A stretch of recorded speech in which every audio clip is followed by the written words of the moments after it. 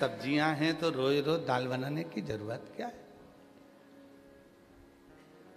कभी कभी हम भी हमारे घर में कह देते हैं कि भाई रोज प्रतिदिन तुम दाल बनाते हो तो क्या बात क्या है, कोई तुम्हारी डिमांड हो तो बताओ कि भाई दाल ही दाल बन रही, क्या बदला ले रहे हो।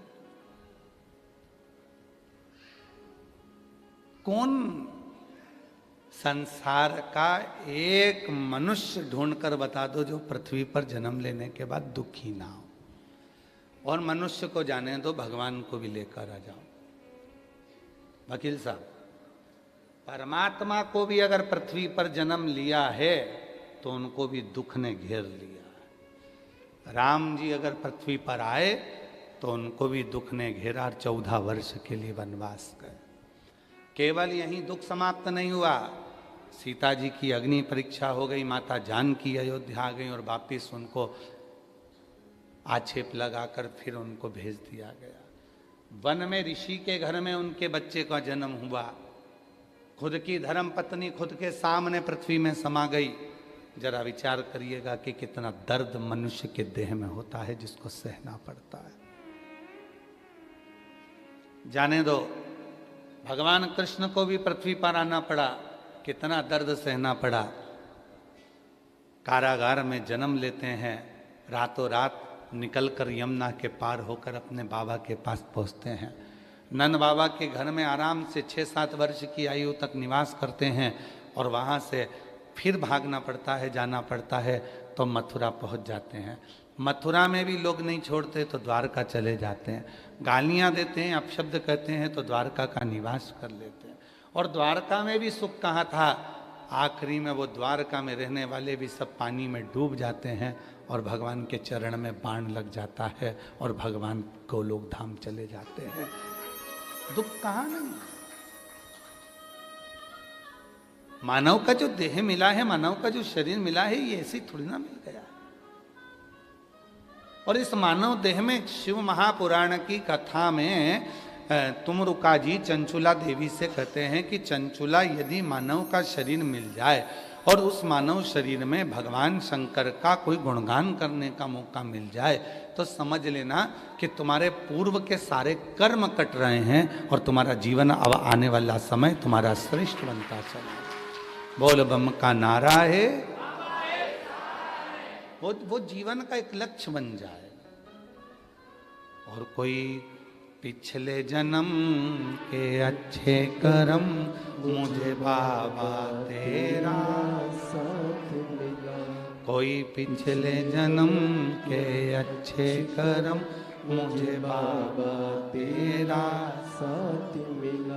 जहाँ सारी दुनिया झुकती है, जहाँ सारी दुनिया झुकती है, मुझे वो आली दरबार मिला, दरबार मिला।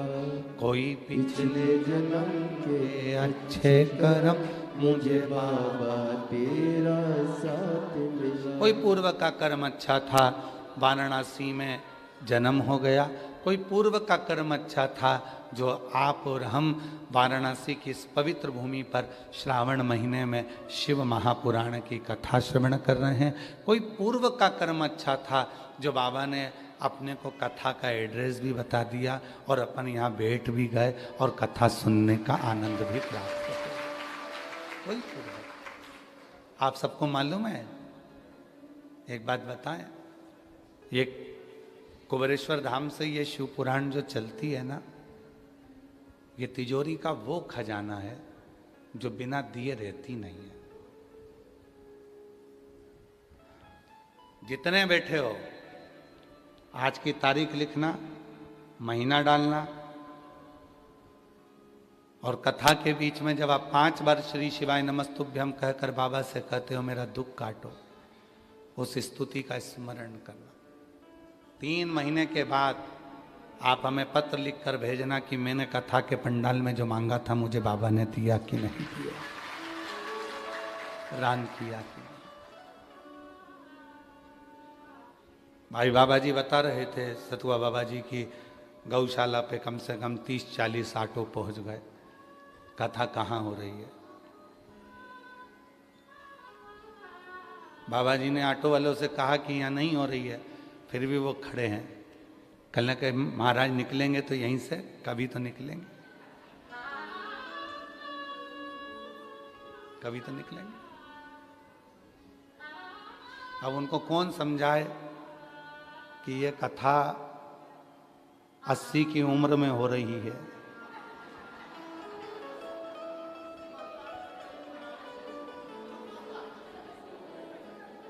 अब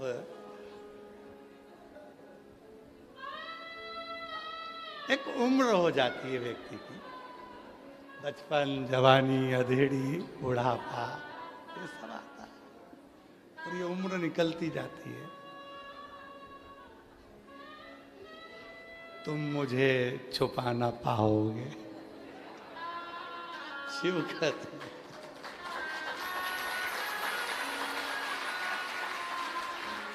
शिव कहते हैं कि कठिन है, बहुत कठिन।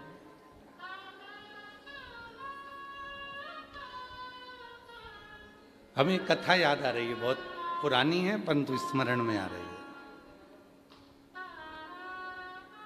एक बहुत पुरानी कथा है, एक स्मरण में आ रही है। एक पत्नी का पति था, वो कभी भगवान का नाम ही नहीं लेता था। उसकी पत्नी बड़ी धर्मात्मा थी, बहुत भोजन कराती, भंडारा कराती, दान करती, पुण्य करती, सत्कर्म करती, पर पति मना भी नहीं करता कि तू जो कर रही है कर। वो करने में मना नहीं करता, पर वो नाम नहीं लेता, भगवान का नाम लेता है, लेता है। कभी जिंदगी में उसके मुख से विश्वनाथ जी का नाम निकला ही नहीं, कभी जीवन। बहुत पुरानी कथा है, आज स्मरण में आई तो आप लोगों को सुना दे। एक दिन उसकी पत्नी चिढ़ गई, कभी तो मुंह से विश्वनाथ का नाम ले लिया करो, हर हर महादेव कह दिया करो, जय भोलेनाथ कह दिया करो, बोल बम बोल दिया करो। पति कहता चुप रहे, तेरे को मैंने रोका क्या, तू अपना काम कर, मैं नहीं बोलूंगा, मारते मर जाऊंगा पर मुंह से नाम नहीं लूंगा।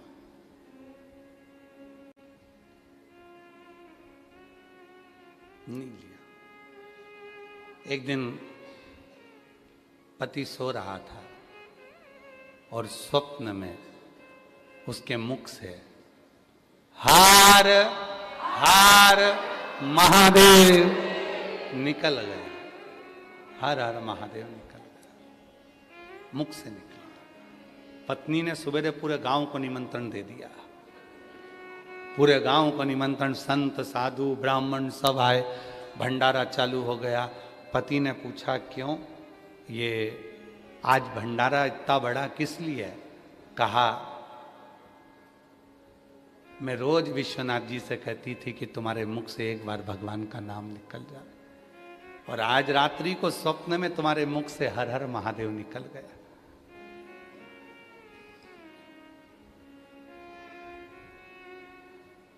सही में? हाँ। पति ने सुना, चक्कर खा के नीचे गिर गया। पत्नी ने पूछा हुआ क्या? पति कहता है जिस शिव को इतने दिनों से दिल में बिठा कर रखा था, आज वो बाहर निकल गया, आज वो बाहर निकल। जिसको अपने भीतर छुपा कर रखा था, जिसको अपने दिल में बिठा कर रखा था, वो शिव आज बाहर निकल गया। इसलिए अब इस प्राण को रखने से कोई मतलब नहीं है, और पति ने अपने प्राण छोड़ दिए। शिव मंदिर में नहीं रहता, शिव शिवालय में नहीं है, शिव तुम्हारे दिल में है, शिव तुम्हारे मन में है। कितनी खोजबीज करते करते करते करते, भी कल तो थोड़े थे, आज तुम कितनी खोजबीज करते करते, ना जाने दूरबीन लेकर आए थे, क्या करा था कि तुम लोग खोजबीज करते करते यहां तक पहुंच गए। तुम किसको खोज रहे हो? शिव महापुराण को, लोग शॉपिंग मॉल खोजते हैं, लोग पान की दुकान खोजते हैं, लोग बनारसी साड़ी की दुकान खोजते हैं, नाम लेकर पूछते हैं भैया इसकी दुकान कहाँ मिलेगी, खोजते खोजते जाते हैं। पर धन्य है रे वाराणसी वालों जो तुम महादेव की कथा खोजते हो, तुम शिव की कथा खोजते, धन्यता है।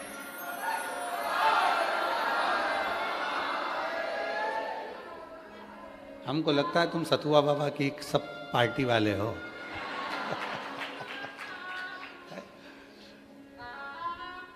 सब शिव की कथा ढूंढ रहे हो, खोज रहे हो। अभी इससे बढ़कर प्यार क्या हो सकता है तुम्हारा? जरा विचार करिए कि तुम किसको खोजने निकले हो, किसको?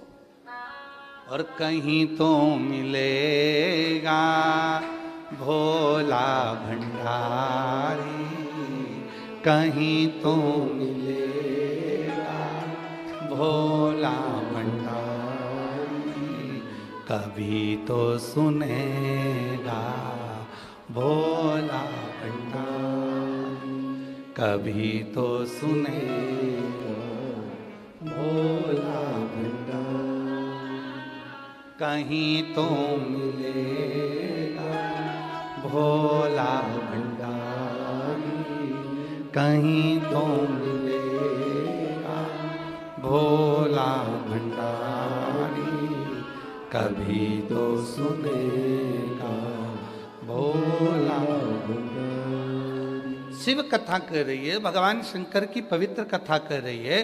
पार्वती मैया विजया जी के साथ में भ्रमण पर निकली हैं, सबको दुखी देख रही हैं, सब कष्ट में हैं, कोई सुखी नजर ही नहीं आ रहा। संसार में इतना रोग, इतनी बीमारी फैल गई है कि जिन बीमारियों के नाम तक लोगों ने नहीं सुने थे, ऐसी ऐसी बीमारी संसार में आ गई। और उस बीमारी का कोई हल भी नहीं निकल रहा, कोई हल नहीं।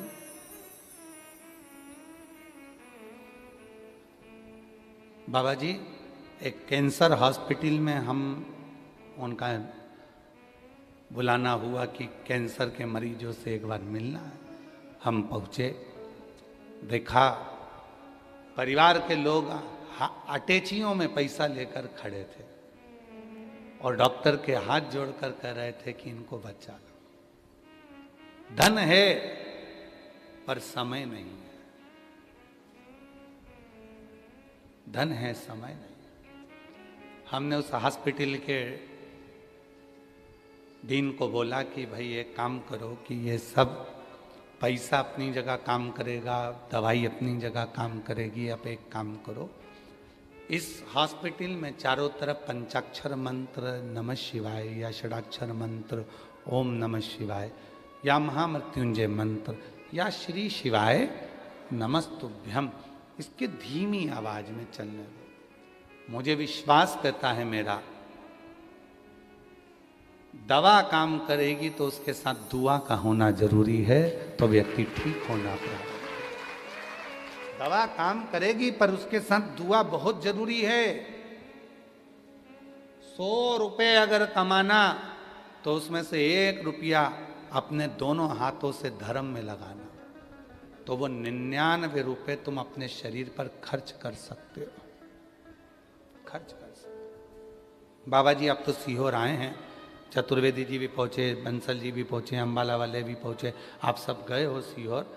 सीहोर दुनिया के लोग कहते हैं बाबा बाबा बाबा, इतना बाबा के पास माल है, इतना बाबा के पास माल है। उनको कौन समझाए जब कुबेरेश्वर बाबा ही बाबा के साथ में है, जब कुबेर भंडारी ही साथ में है, तो माल की क्या कमी होगी, माल की क्या कमी होगी। पर एक बार मेरा निवेदन है, जितने लोग ऑनलाइन में 1 रुपया भी दान करते हैं, आप सबसे निवेदन है, जो चवन्नी भी आप हमारे 1 रुपया भी अगर हमारी विठलेश सेवा समिति को दान करते हो, कुबेरेश्वर धाम को देते हो, पंडित प्रदीप मिश्रा को यदि चवन्नी भी देते हो, तो आपको एक बार जिंदगी में सीहोर में आकर देखना चाहिए कि तुम्हारा दिया गया वो 1 रुपया सीहोर वाले बाबा ने कहीं खुद के ऊपर तो खर्च नहीं कर दिया। आपको आकर देखना चाहिए कि वहाँ कितने हजार लोग भोजन कर रहे हैं, कितने लोगों का निःशुल्क वहाँ इलाज चल रहा है, कितने लोगों के लिए एम्बुलेंस चल रही है, कितने लोगों के लिए भंडारा चल रहा है, कितने लोगों की शिक्षा की व्यवस्था हो रही है, कितने लोगों की चिकित्सा की व्यवस्था हो रही है, कितने लोगों के ठहरने की व्यवस्था हो रही है, और कितने लोगों को जब उनके पास कुछ नहीं रहता तो उनका घर बनवाने कर उनके घर में अलमारी में कपड़े धर कर वापिस आने की व्यवस्था भी कुबरेश्वर धाम परिवार है। उनको देखना चाहिए। जब खुद की तिजोरी है तो क्यों डरना? किस चीज के लिए डरना? किस चीज का विचार करना?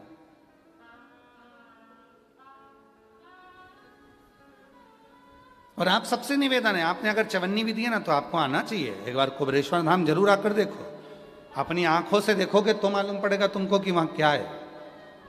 क्यों लाखों लोग वहां कुबरेश्वर धाम पर जाते हैं, क्यों लोग कांवड़ भरने के लिए जाते हैं, लोग क्यों पहुंचते हैं। और निवेदन है कभी जिंदगी में बन सके तो एक बार कुबरेश्वर धाम की कावड़ भी भर कर देखना। वह हाथ में केवल पानी के 2 लोटे नहीं रहेंगे, तुम्हारे हाथ में केवल वो डंडा नहीं रहेगा, वो बांबू नहीं रहेगा, वो 2 लोटा जो तुम बांध कर माँ सीवन का जल लेकर कुबरेश्वर धाम जा रहे हो, वो केवल जल नहीं होगा, तुम्हारे जीवन का सबसे बड़ा सुख होगा, तुम्हारे जीवन का सबसे बड़ा होगा। कोई साधारण नहीं।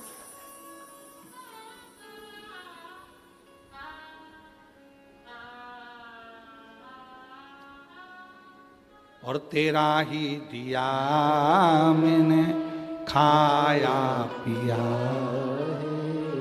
तेरा शुक्रिया, तेरा शुक्रिया, मुझे भोले बाबा बहुत दे दिया, तेरा शुक्रिया, तेरा शुक्रिया। तो विजया ने माता पार्वती जी के साथ देखा कि सब दुखी हैं, कोई सुखी नजर ही नहीं आ रहा। यहां तो सब दुखी, सब।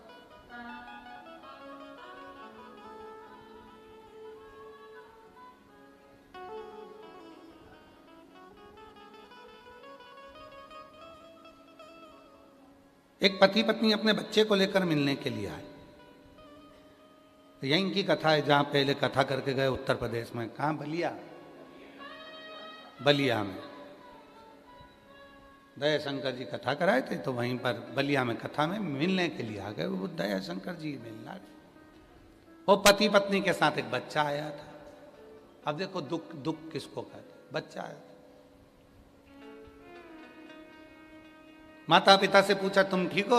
हमारी आदत है, हम सबसे पूछते बढ़िया हो? हाँ हाँ बहुत बढ़िया। हमने बच्चे से भी पूछ लिया तुम बढ़िया हो?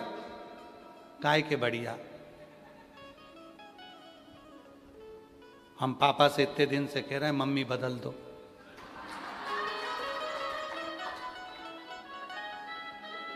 बाबा जी, बच्चा कह रहा है हम पापा से इतने दिन से कह रहे हैं मम्मी बदल दो। हमने कहा मम्मी से क्या प्रॉब्लम है? खूब कूटती है।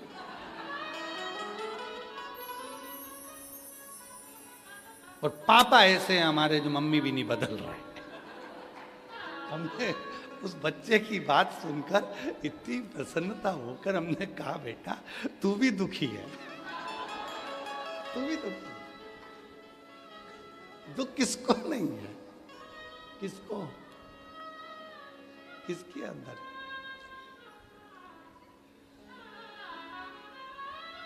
कहां दुख नहीं है? सब दुखी है। पार्वती जी ने देखा कि सब कुछ दुखी है। अब चिंता में पार्वती जी पड़ गई, चिंता। यहीं एक तरफ वरुणा है, एक तरफ असी है। यहीं असी नदी का तट था जहां मां पार्वती जी मौन होकर बैठ गई, मौन होकर, एकदम चुप, मौन। ये दोनों जो नदियां हैं ना, वरुणा और असी, और जिसके बीच में बसी है वाराणसी, ये कोई साधारण नदियां नहीं है। जिनके बीच में मेरा महादेव आकर बैठा है, ये वरुणा और असी दोनों नदियों के मध्य में ये वाराणसी जो बसा हुआ है, ये दोनों नदियां कोई साधारण नहीं है। गंगा में जो बल है, मां गंगा की आराधना और साधना में जो बल है, वही वरुणा और असी में भी बल है।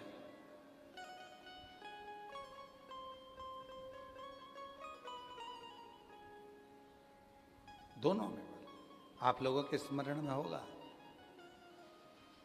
गणेश जी महाराज ने जब जिद करी थी माता पार्वती जी के सम्मुख में, और जिद करते करते अमोद प्रमोद भगवान गणेश जी के पोते, गणेश जी के लड़के का नाम क्या है? जम के बोलो। शुभ और लाभ। और गणेश जी के पोतों का नाम क्या है? अमोद और प्रमोद। गणेश जी के पोते का नाम। शिव जी के परपोतों का नाम है अमोद प्रमोद। दोनों अमोद और प्रमोद आकर खड़े हो गए थे, और जिनका तप बल अमोद और प्रमोद का इतना प्रबल हुआ था, उस तप बल के कारण ये वरुणा और असी का दोनों का प्रागट्यता मानी जाती है। ये कोई साधारण नहीं, अमोद और प्रमोद। असी नदी के पवित्र तट पर मां बैठ गई। और आपको मालूम होगा, मां पार्वती, जैसे शिव जी का नाम यहाँ पर काशी विश्वनाथ पड़ा, वाराणसी में भगवान शिव को विश्वनाथ कहते हैं। आसी नदी के तट पर बैठकर मां पार्वती जी जब बहुत चिंता में डूब गई, और बहुत चिंता व्यापी, आप लोग तो काशी के हो तो आप लोगों को ज्यादा ज्ञान होगा, हम तो इतना नहीं जानते, पर जो हमारे शास्त्रों ने हमको दिया वो हमने आपको बताया। पर हमसे ज्यादा आप वाराणसी के निवासी इस बात को जानते होंगे कि असी नदी के तट पर मां पार्वती जी भगवान शिव के लिए बैठ गई कि ये सब इतने दुखी हैं, संसार का मनुष्य इतना दुखी है, तो मौन होकर बैठ गई। और तब असी नदी के तट पर बैठकर मां पार्वती जी ने गहन चिंतन किया, और इतना चिंतन किया कि पार्वती जी के तन के जो वस्त्र थे वो भी गल चुके थे, तो वृक्ष के पत्तों को पहन लिया, वृक्ष के फूलों को अपना श्रृंगार बना लिया, पर वहां से वो गई नहीं। और जब गई नहीं, तब माता पार्वती जी का नाम हो गया अरण्यानी। क्या नाम पड़ा? अरण्यानी। अरण्यानी माता पार्वती जी का नाम पड़ा। लोग उनको अरुण्या भी कहते हैं। अरुण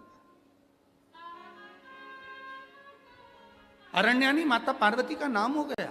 बैठी, चिंता में बैठी, बहुत देख रही है, सब दुखी है, कोई सुखी नहीं है, सब संसार सागर का हर मानव दुखी है। इसीलिए शिव महापुराण की कथा कहती है, देवी जी का एक स्वरूप अरण्यानी, जो आज भी भारत की भूमि पर कई मंदिर हैं माता के, उसमें एक प्रसिद्ध मंदिर है काशी, बिहार में, बिहार के भोजपुर में मां अरण्या का मंदिर है। अरण्यानी माता का, अरण्या देवी का, बिहार के भोजपुर में, जो अस्सी घाट पर बैठकर महाराज आसी नदी के तट पर जो माता देवी ने, माता ने जो तप साधना करी अस्सी में, वो तप साधना का कि ये सब दुखी क्यों है। और इसीलिए आज भी नियम है महाराज, आज भी नियम है, अगर बहुत दुखी मनुष्य होता है, बहुत तकलीफ में होता है, बहुत कष्टप्रद होता है, उसके दुख का जब कोई निवारण ही नहीं होता, कहीं कोर्ट का केस, कचहरी, थाना, पुलिस, डॉक्टर, कहीं एक्सीडेंट, कहीं फैक्ट्री चलती चलती बंद हो गई, व्यापार चलता चलता बेकार हो गया, हर तरह से जब वो हताश हो जाता है, तब अब आप लोग तो बिहार भोजपुर जाकर, बिहार के भोजपुर में अरण्या देवी का मंदिर है, पर आप तो वहां नहीं जा सकते, तो उसके लिए 7 लाल पुष्प या एक ही पुष्प की 7 लाल पत्तियां 7 दुर्वा के साथ में, 7 लाल अक्षत के साथ में यदि अरण्यानी देवी के नाम से, अरण्यानी देवी के नाम से यदि बेलपत्र के वृक्ष के नीचे समर्पित कर दिया जाता है, तो वो अरण्यानी देवी तुम्हारे घर के जितने भी दुख होते हैं, चाहे कोर्ट से जुड़ा हो, पुलिस से जुड़ा हो, चाहे फैक्ट्री बंद हो रही हो, व्यापार बंद हो रहा हो, तो अरण्यानी देवी उसको संभाल लेती है और बल देकर उसको पुनः आगे बढ़ा देती है। वरुणा और असी जिसके बीच में बसी है वाराणसी, ये असी साधारण नहीं है, ये वरुणा साधारण नहीं है। आप लोग तो सब वाराणसी के निवासी हो, तो आप लोगों को ज्यादा ज्ञान होगा कि इन नदियों के तट पर बैठकर कितनी साधना हुई होगी। क्यों भगवान वाराणसी में आकर बस गए, क्यों भगवान ये 2 नदियों के मध्य में आकर बस गए, ऐसा क्या हुआ? वरुणा और असी ने ऐसा कौन सा पुण्य फल पाया था जो ये गंगा मैया उनसे मिलने के लिए आ गई, ये गंगा का संगम हो गया। गंगा तो काशी में थी ही नहीं, गंगा तो काशी में थी ही नहीं।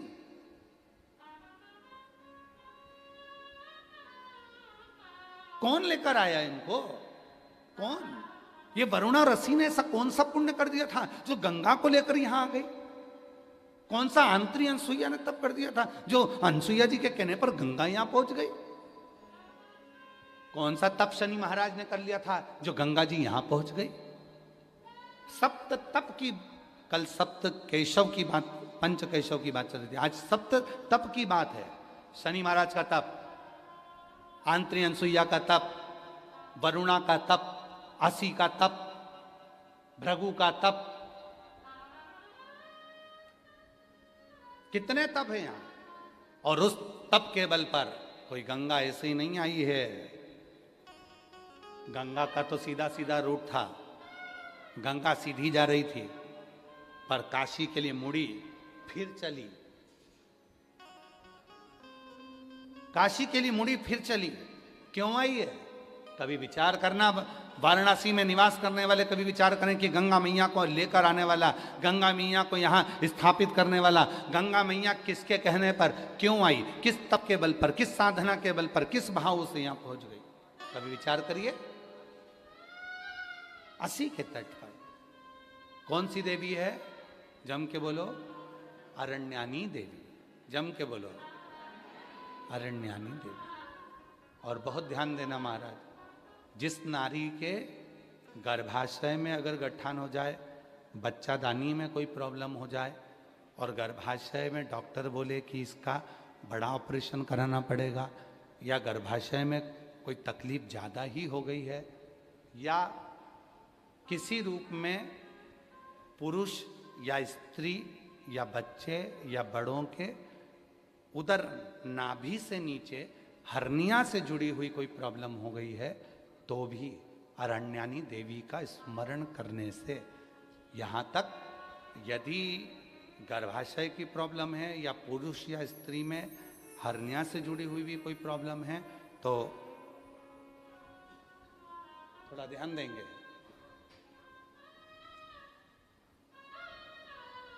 सात बेलपत्र इस तरह से लीजिए,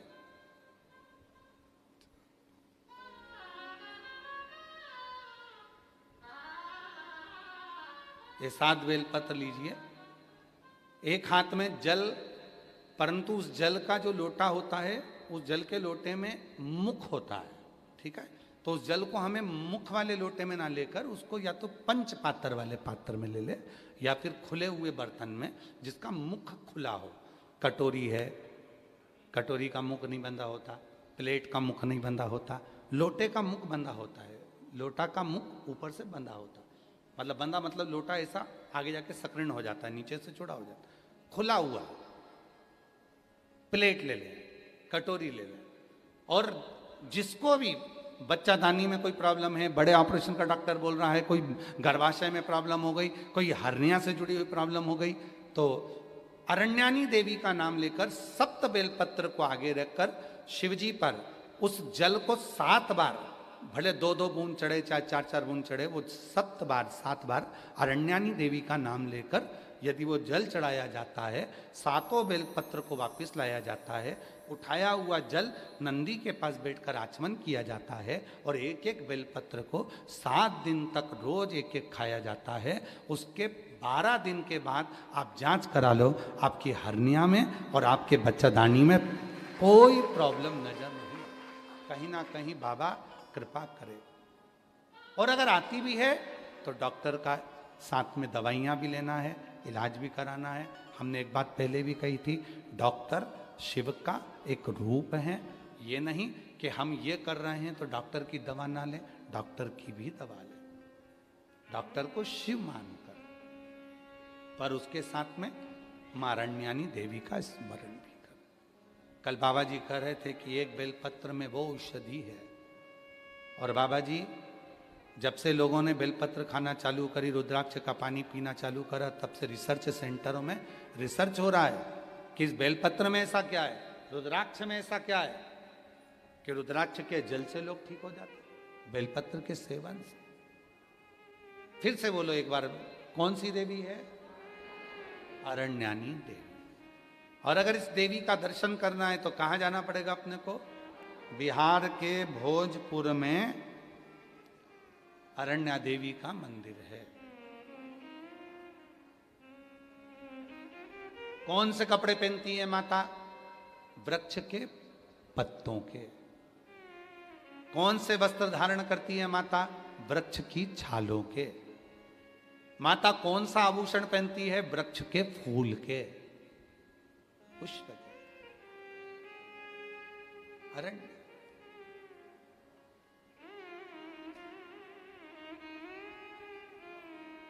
महाराज, हमारे सनातन धर्म में लोग, दुनिया के लोग भले हंसें, ताना कसें, पर हमारा सनातन धर्म इतना मजबूत है, उसकी पूजन पद्धति, उसके श्रृंगार एक ऊर्जा देते हैं। पहले के समय की जो स्त्रियां होती थी, नारियां होती थीं, माताएं होती थीं, वो अपने शीश में गजरा या फूल जरूर लगाती थी। साउथ में, वाराणसी में तो साउथ के लोग ज्यादा आते हैं, दक्षिण के, आप उनको भी देखिए, वो गजरा फूल लगाते। पहले की माताएं बालों में, केशों में गजरा फूल अवश्य लगाती थी। क्यों? 16 श्रृंगार में एक श्रृंगार है बेणी, गजरा। क्यों लगाया जाता है? कि नारी जब अपने केश में कोई पुष्प लगाती है, नारी जब अपने केश में कोई गजरा लगाती है, तो वो माँ अरण्यानी को अपने मस्तक पर विराजमान कर कर रखती है, और उस नारी के गर्भ से जुड़ी हुई कोई परेशानी उसको होती नहीं है, कोई परेशानी। पर अब धीरे धीरे धीरे धीरे लोगों ने गजरा लगाना बंद करा, फूल लगाना बाणों में बंद करा। अब तो प्लास्टिक का फूल लगा लेती हैं। तो वो गजरा और फूल जो बंद हुआ, उसके कारण बस आज के ज़माने में आप देखो, प्रत्येक माताओं को अगर सूचना मिलेगी तो कहा इसको गर्भाशय में प्रॉब्लम है, इसको गर्भ में गठान हो गई, इसको बच्चादानी में यह हो गया, इसको रजो धर्म से जुड़ी प्रॉब्लम हो गई। पहले ये नहीं होता था। अरण्यानी देवी का स्मरण ही हमारे को सुख प्रदान कर।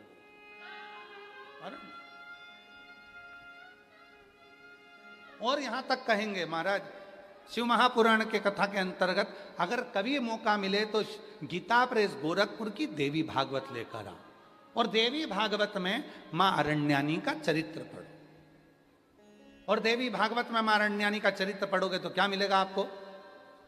मां अरण्यानी के चरित्र में पढ़ेगा आपको, जिस नारी के रजो धर्म में तकलीफ होती है, रजस्वला होते समय जिस बेटी को, जिस नारी को, जिस बच्ची को पेट में दर्द होता है, और कहीं ना कहीं रजो धर्म रुक जाता है या रजो धर्म लगातार चालू रहता है, तो मां अरण्यानी देवी का मात्र नाम लेकर 3 बार आचमन करने पर ही 1 घंटे के अंदर उसको आराम लगना प्रारंभ हो जाता है। ये अरण्यानी देवी, ये अरण्यानी देवी। ये कोई साधारण है क्या? हमारे धर्म शास्त्रों में, हमारे तीर्थों में, हमारे धर्म शास्त्रों में बहुत बहुत देवताओं, इसको पहचाना नहीं लोगों ने। और आप लोग तो सब वाराणसी के हो, आप लोगों को तो ये कथा बहुत याद होगी कि माँ अरण्यानी तुम्हारे ही वाराणसी की 80 नदी के तट पर माता ने तप किया था, इसी तट, इसी तट।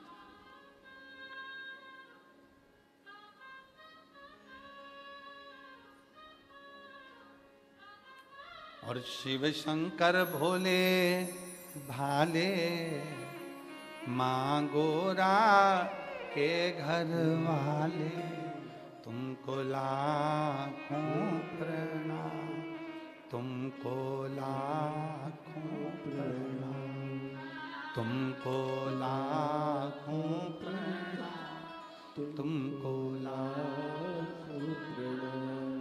शिव शंकर भोले माँ गोरा के घर वाले, तुमको लाखों प्रणाम, तुमको लाखों प्रणाम, तुमको लाखों प्रणाम, तुमको अरण्यानी देवी। एक बार वापिस बोलेंगे सभी, जितने आस्था चैनल पर सुन रहे हैं, जितने फेसबुक यूट्यूब पर सुन रहे हैं, जितने सोशल मीडिया पर सुन रहे हैं, और जितने काशी की इस पवित्र धरा पर इस भवन में बैठकर सुन रहे हैं, वो कौन सी देवी है जो व्यक्ति के उदर से जुड़े हुए उसके नारी के एक एक रोग को समाप्त कर देती है? उसका नाम है अरण्यानी देवी। अरे रोगों को समाप्त कर, रोग मिटा दे। अरे महाराज, आप बता सकते हो किसी को, भाई ये प्रॉब्लम है, आप अरण्यानी का नाम लो, 3 बार आचमन करो, आचमन करो। विजय ने कहा मां पार्वती जी से कि ये तो सब दुखी हैं, और पार्वती जी भिड़ गई तप साधना में, उठती नहीं है, कपड़े गल गए। कितना तप करा होगा माता पार्वती जी ने, जरा विचार करिए कि वस्त्र तक गल गए। पत्ते का श्रृंगार किया, फूलों का श्रृंगार किया मां पार्वती, पत्र पुष्प का। तब मेरे बाबा भोलेनाथ कैलाश से आ गए। सबसे पहले अगर मेरे भोलेनाथ आए तो पार्वती के पास आए।